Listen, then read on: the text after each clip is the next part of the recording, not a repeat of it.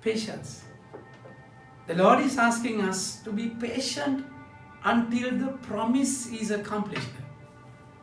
That's the most difficult thing in our lives, because we are in haste. We run in a rat race. We need things to be tangible, visible, emotional, immediately. And so we lose the point when it comes to the promise of God. Because He's above time and space, my dear friends.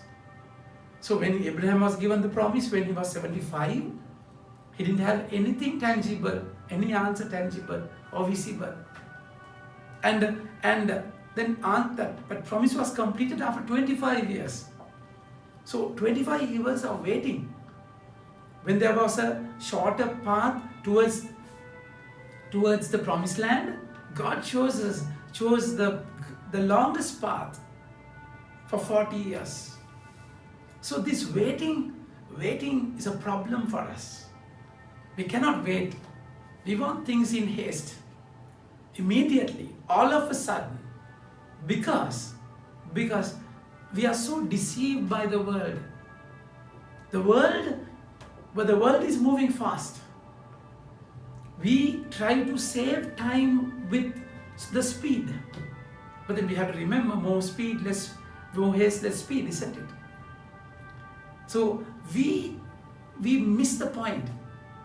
When we accelerate the vehicle, our life, a lot of things to be enjoyed, to be studied, to be observed and perceived and understand is missed. A lot of things with the haste we miss.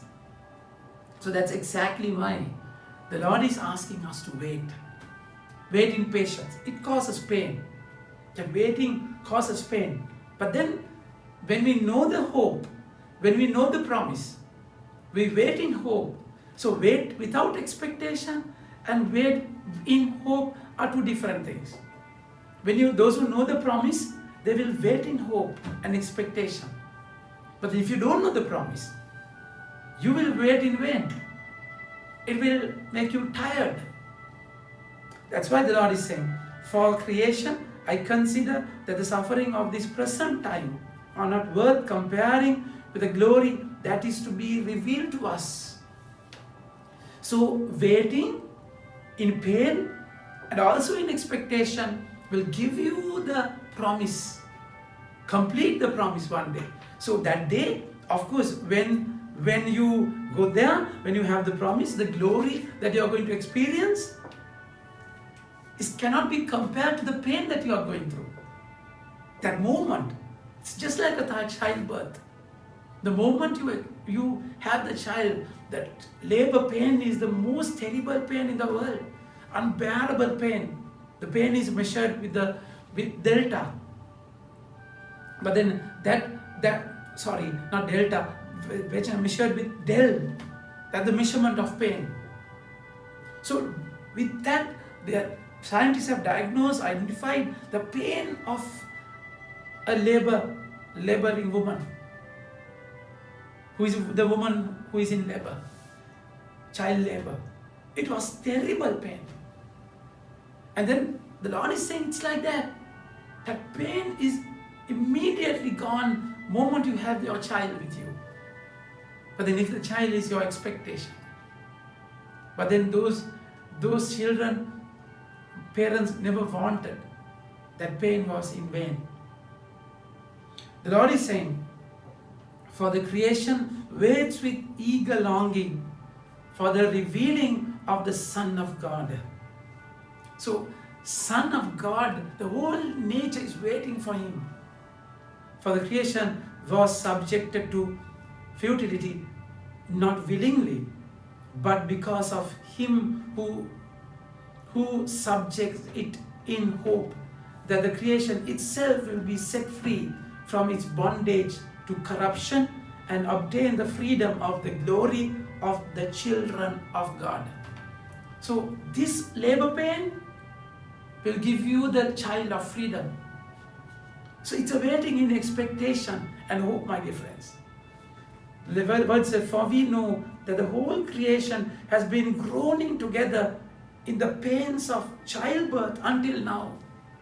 This is exactly the example.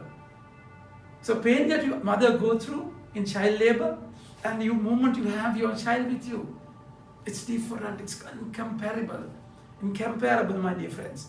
And not only the creation, but we ourselves who have the first fruits of the Spirit, groan inwardly as we wait eagerly for the adoption as sons, the redemption of our bodies. So it's a journey. It's a waiting in expectation and hope towards the promise. So without leaving, without foregoing, without giving up, just wait for the promise to be fulfilled. For it is hope we were saved. So that hope, that kind of hope will give you freedom, will save you. Because in that waiting, only the Lord will complete the mission. So that in hope we were saved, not hope that is seen. Now hope that is seen is not hope. You hope something, it does not mean that you can see that.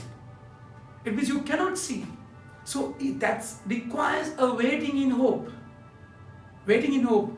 The Lord is saying, for who hopes for what he sees. For who hopes for what he sees. But if we hope for what we do not see, we wait for it with patience. So that patience is important. That's exactly the examples brought in the gospel. Like a mustard seed. Mustard seed is small and tiny. But then there's a promising aspect in that seed. That promise to be completed. That has to be buried, die, and then rise again. So that seed will grow. And it's like a grain of mustard seed that a man took and sowed in his garden, and it grew and became a tree. And the birds of the air made nests in its branches. So what is the seed? The Lord is saying in John chapter 10, the grain should fall on the ground and die, then only it grows. Jesus is that seed which was planted in mother's womb. And then that seed became a huge tree, a cross. From that cross, it gave shelter, it sheltered everyone. Cross gave salvation to everyone. And that is the hope that we have. When we go through pain, when we go through struggle, we have to wait in hope and expectation. To what shall I compare the kingdom of God? It's like leaven that a woman took and hid in 3 measures of flour until it was all leavened. So it's inside. In the night, you put leaven on the flour, and in the morning, it is active. The only morning you will see the result. So that likewise, you just have to wait in hope. One day, this body, mortal body, your temptations, your struggles, your pain will always direct towards a promise. He will never let your pain go down drain. He will never. There's no pain, there's no gain without pain. So He's there, waiting hope and expectation. With Him, when you connect yourself to Him, with Him, and your pain will never go down drain. Wait in hope, the Lord is asking. Think about it. Have a nice day. May God bless you.